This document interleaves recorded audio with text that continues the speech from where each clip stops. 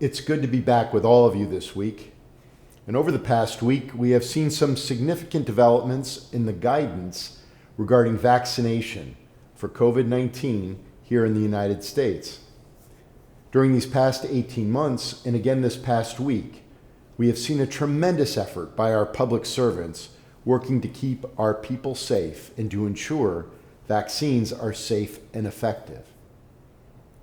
We are in the midst of an unprecedented global health crisis in our country in which more than 675,000 people have died from COVID-19.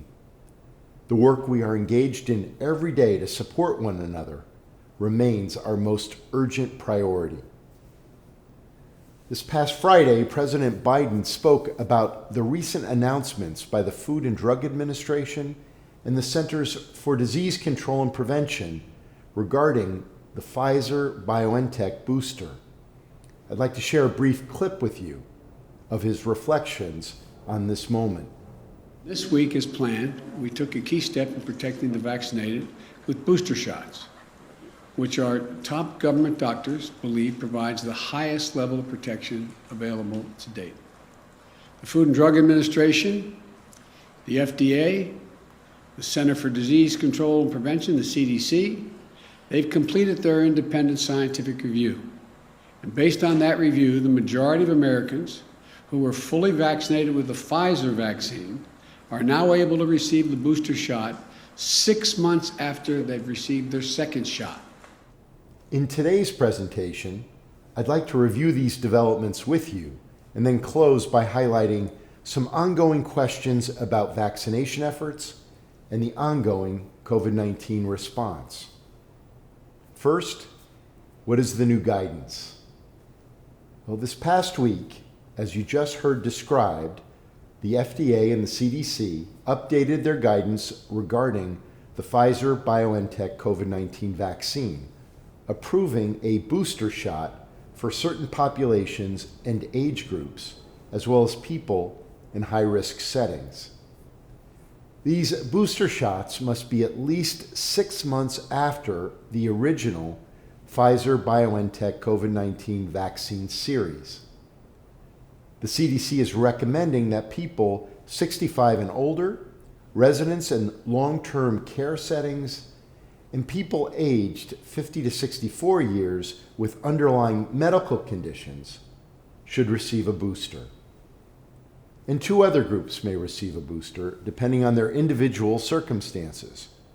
People aged 18 to 49 with underlying medical conditions, and anyone above 18 who is at an increased risk of exposure and transmission because of their occupational or institutional setting.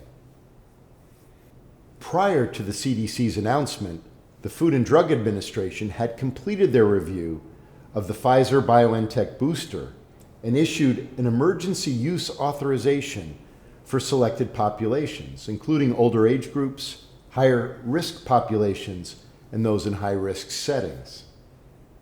Included in the FDA review process is a public meeting of its advisory review board, the Vaccines and Related Biological Products Advisory Committee, which met 2 weeks ago. The CDC then conducted their review, convening the Advisory Committee on Immunization Practices for a public meeting, which provides recommendations to the CDC director who makes the final announcement.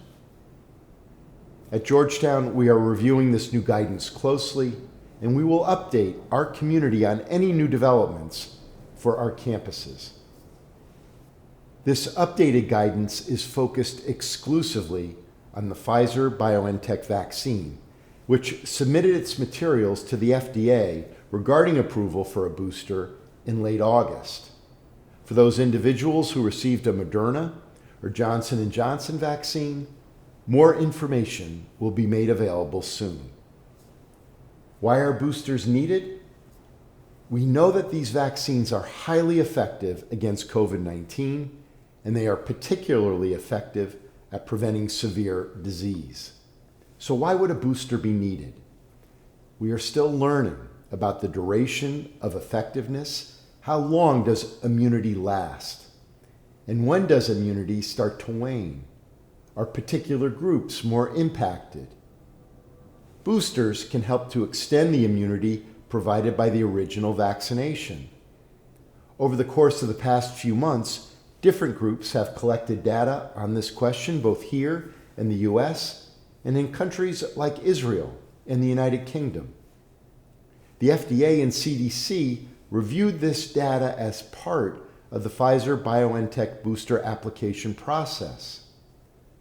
Regarding the effectiveness of the Pfizer-BioNTech booster, the acting FDA Commissioner, Janet Woodcock, issued a statement saying, and I quote, "After considering the totality of the available scientific evidence and the deliberations of our advisory committee of independent external experts, the FDA amended the EUA for the Pfizer-BioNTech COVID-19 vaccine to allow for a booster dose in certain populations, such as healthcare workers, teachers, and daycare staff, grocery workers, and those in homeless shelters or prisons, among others.